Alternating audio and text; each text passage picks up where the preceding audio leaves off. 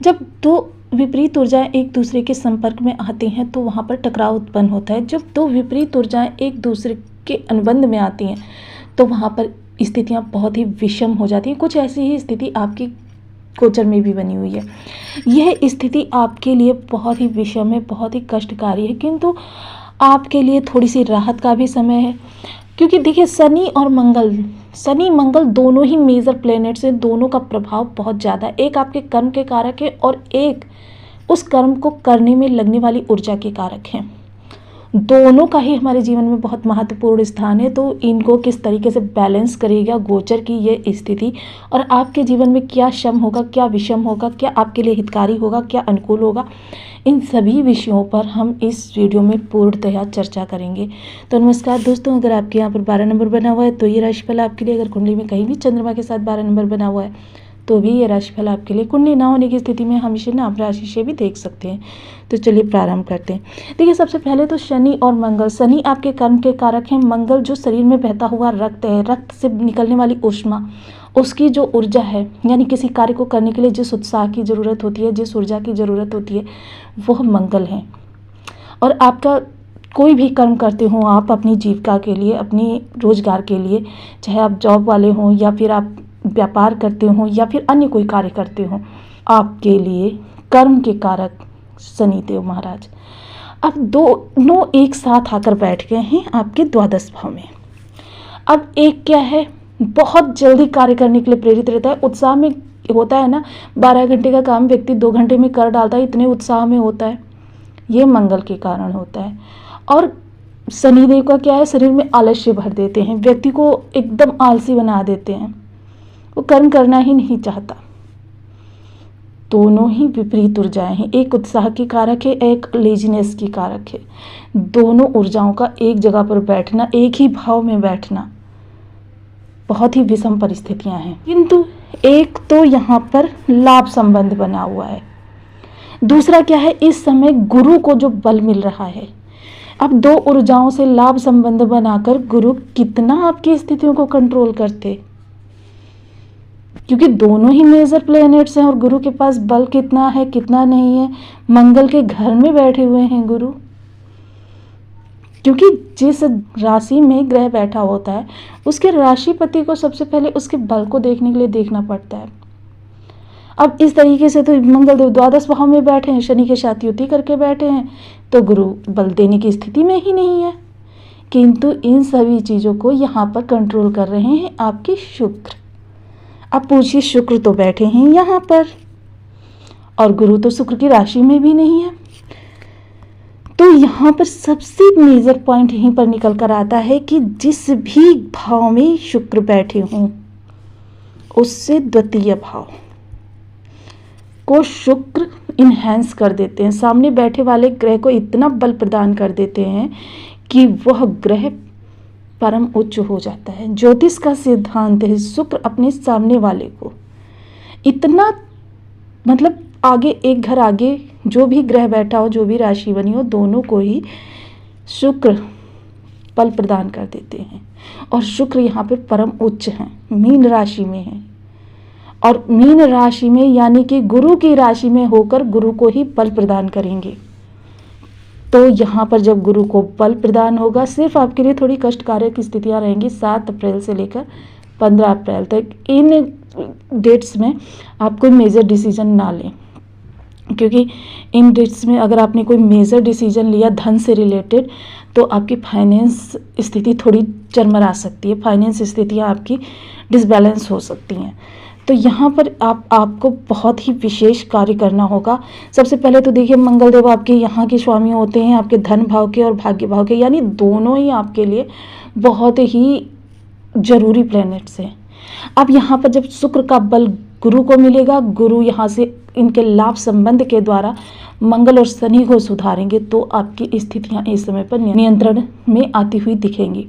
बहुत ही विषम परिस्थिति हो सकती थी, क्योंकि ग्रह युद्ध की स्थिति उत्पन्न कर देता है ये योग। इसे विस्फोटक योग यूं ही नहीं कहा जाता। तो अब जब गुरु को शुक्र का बल मिलेगा और गुरु शुक्र के बल के द्वारा इन दोनों के साथ लाभ संबंध बनाएंगे तो दोनों को ही अपने नियंत्रण में ले लेंगे। शुक्र यहाँ पर देखने में तो बिल्कुल ही इनसे प्रभाव नहीं रखे, इनसे कोई संबंध, लेकिन शुक्र का इन पर बहुत ही बड़ा हाथ होगा, क्योंकि गुरु के पास इस समय जब मंगल द्वादश भाव में आ गए तो बल ही नहीं बचा था। लाभ संबंध बनाकर भी वो करते तो क्या करते, लेकिन अब शुक्र गुरु को बल देने के लिए यहाँ पर जब से उच्च राशि में आए हैं तब से शुक्र का बल गुरु को प्राप्त होगा और गुरु अपने बल के द्वारा इन दोनों ग्रहों को शुभत्व में लेकर आएंगे। जब शुभत्व में लेकर आएंगे तो आपके धन संचयन के योग बनेंगे, आपका भाग्य भाव प्रबल होगा, आपको भाग्य का साथ मिलता हुआ दिखेगा। वहीं शनिदेव आपको मित व्ययी बनाते हुए दिखेंगे। आपके जो अनियंत्रित खर्चे हो रहे थे ना ज़रूरत से ज़्यादा, वो खर्चे अब कंट्रोल में आते हुए दिखेंगे। अगर आप विदेशों से जुड़कर कोई कार्य कर रहे हैं तो अप्रत्याशित सफलता देखी जाएगी। शत्रु पक्ष इस समय आपसे थोड़ा सा दबा हुआ रहेगा। शत्रु देखिए पीछे से आपकी कितनी भी इधर उधर चुगली कर लें, कितने भी आपके खिलाफ षड्यंत्र कर लें, किंतु उन सभी पर विजय आपकी ही होगी। वहीं शुक्रदेव आपके पराक्रम भाव के और आपके अष्टम भाव के कारक होते हैं। जब अष्टम भाव के कारक होते हैं, देखिए बाधाएं तो आपके जीवन में आनी है। ऐसा कोई भी इस संसार में मनुष्य नहीं है जिसके जीवन में कष्ट नहीं आते या बाधाएं नहीं आती। हर कार्य में बाधा लगना, जब भी आप कोई कार्य करने जाते हैं बाधा लगना स्वाभाविक है, क्योंकि देखिए 0%, 50%, 2%, इतना 10-20% तक तो बाधाएं नॉर्मल होती हैं। छोटी मोटी बाधाओं को इंसान पार कर लेता है, लेकिन जब बाधाएं बड़ी हो जाती हैं और आपके ग्रह को बस में नहीं रहती, तब फिर वहाँ पर सोचने की बात आती है। लेकिन इस समय आपकी कोई ऐसी विपरीत परिस्थिति नहीं बनी है कि जिस बाधा को आप पार करना कर सकें। आपकी ग्रहों की स्थिति शुक्रदेव के प्रभाव से इस समय नियंत्रण में चल रही है। आपके जो ये शनि और मंगल तांडव करने की स्थिति में आ रहे थे, क्योंकि अब तो इनका युवावस्था का समय आया था। क्योंकि जैसा कि मैं हमेशा हर वीडियो में बताती रहती हूँ आपको, किसी भी भाव में जाकर ग्रह 5 अवस्थाओं का भोग करता है: बालावस्था, किशोरावस्था, युवावस्था, वृद्धावस्था, मृतावस्था। तो यानी कि अब ये युवावस्था में आ रहे थे और युवावस्था में सर्वाधिक प्रभाव देता है ग्रह अपना। वो बेशक 2 दिन के लिए एक भाव में आए या 28 दिन के लिए या फिर जितने भी समय के लिए, वो 5 अवस्थाओं को उस भाव में भोग करेगा। और फिर उनकी 0 से 6, 6 से 12, 12 से 18, इस तरीके से फिर से डिग्री उनकी प्रारंभ हो जाती हैं। तो ये इन स्थितियों के हिसाब से अब मंगल और शनि का जो ये गोचर हो रहा था, मंगलदेव अब युवावस्था में आ रहे थे, लेकिन तभी शुक्र ने यहाँ पर आकर उच्च राशि में आकर सारी स्थितियों को अपने नियंत्रण में ले लिया। कुल मिलाकर देखें तो इस समय पर शुक्र आपकी कुंडली में रक्षात्मक भाव में आकर बैठ गए हैं। जब तक शुक्रदेव यहाँ पर हैं तब तक ये तांडव जो हो रहा है मंगल शनि का, बिल्कुल आपको शांत होता हुआ दिखेगा। आपके निगेटिविटी जो आपके इधर उधर से आ रही थी, आपको इधर उधर से जो निगेटिव प्रभाव आपके जीवन पर आ रहा था, वो सारी स्थितियां अब आपके नियंत्रण में होंगी। वहीं आपके लाभ में वृद्धि होगी, आपके कर्म में वृद्धि होगी।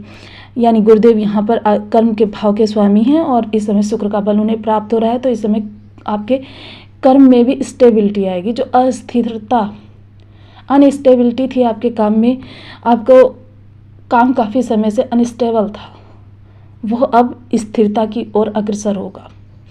अब इस समय आप आर्थिक दृष्टिकोण से अपने आप को पहले की अपेक्षा सक्षम पाएंगे। पहले आप अगर खुद को 10 पर पा रहे थे, तो इस समय आप 20 पर अपने आप को पाएंगे। तो यानी कि कुल मिलाकर अगर देखें तो ये राहत भरा समय है। आपकी फाइनेंस प्रॉब्लम भी इस वक्त सॉल्व होती हुई दिख रही हैं। अब आप जो हैं थोड़े से उपायों की तरफ भी देखिए, मैं हमेशा आप लोगों को बताती रहती हूँ, आपकी कुंडली में यदि ग्रह कारक, मारक, बाधक किसी भी तरीके से है, आपको ग्रहों के उपाय करते रहने चाहिए। ग्रहों का उपाय करने से क्या होता है, यदि ग्रह कारक होता है तो अपने शुभत्व में वृद्धि कर देता है, और मारक होता है तो अपने निगेटिव प्रभावों में कमी कर देता है। आपकी बाधाएं कम हो जाती हैं। बाधा ऐसा नहीं है कि समाप्त हो जाती हैं, बाधाओं से निकलने का हल आपके पास होता है और बाधाएं थोड़ी सी कम हो जाती हैं। तो यहाँ पर शुक्र के देव की बात कर रहे हैं, तो शुक्र देव के लिए सबसे पहले तो देखिए स्ट्रांगली सजेशन मेरा जो रहता है वो बीज मंत्रों का जाप रहता है। आप बीज मंत्रों का जाप अवश्य करें। एक माला का कर लीजिए, ज़्यादा नहीं कर सकते, एक माला कर लीजिए। ओम सुन शुक्राय नमः, इसे अपनी सुविधा अनुसार 1 माला, 2 माला, 5 माला, 7 माला, 11 माला का जाप अपनी सुविधा अनुसार कर सकते हैं। इसके अलावा श्रीम बीज मंत्र का जितना ज़्यादा जाप कर सकें उतना आपके लिए उत्तम रहेगा। और अगर आप इन जाप नहीं कर सकते हैं तो माता लक्ष्मी की किसी भी रूप में उपासना करें, आपके लिए हितकारी रहेगा। इसके अलावा आप मखाने की माला प्रत्येक शुक्रवार को माता लक्ष्मी को पहनाएं, गाय को हरी घास खिलाएं, आपके लिए सर्वथा उपयुक्त समय रहेगा। तो आपको वीडियो कैसी लगी मुझे कमेंट बॉक्स में ज़रूर बताएं। चैनल पर न्यू है तो प्लीज़ वीडियो को लाइक, शेयर, चैनल को सब्सक्राइब करना बिल्कुल ना भूलें। मिलते हैं नेक्स्ट वीडियो में, तब तक के लिए नमस्कार। अपना ध्यान रखें, स्वस्थ रहें, मस्त रहें।